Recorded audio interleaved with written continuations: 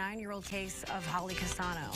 Now it's one of today's top stories. Michael Henslick of Mahomet was arrested last night in Champaign. We've got team coverage for you today. WCIA3's Emily Braun and Aaron Eads are live in Urbana now. Emily, let's start with you. The press conference just happened. Tell us what police are saying.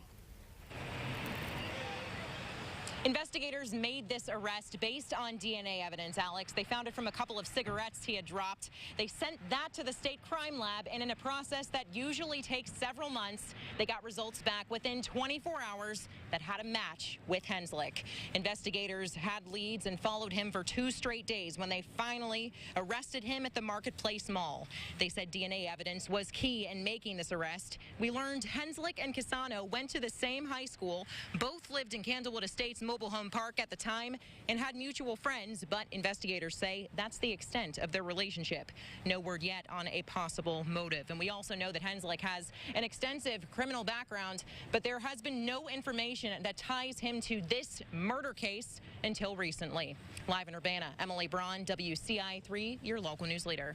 All right, Emily, thank you so much. Earlier today, we heard from Holly's mother, Tony. She told us, quote, emotions are really on a roller coaster and everyone is texting, Facebooking, and calling.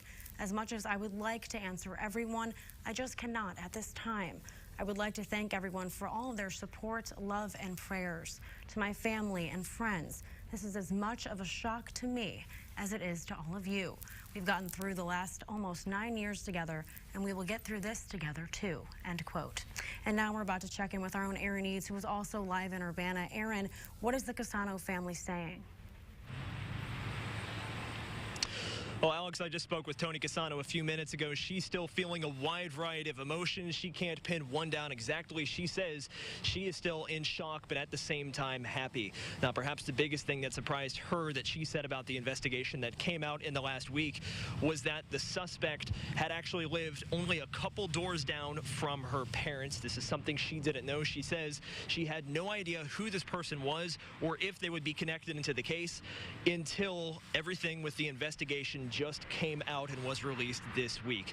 Now we're going to sit down with Cassano to do a longer interview this afternoon. We're going to talk to her exactly about what the last 9 years have been like and what she's going to do now that this may have finally been resolved. Live in Urbana, Aaron Eads, WCIA3, your local news leader.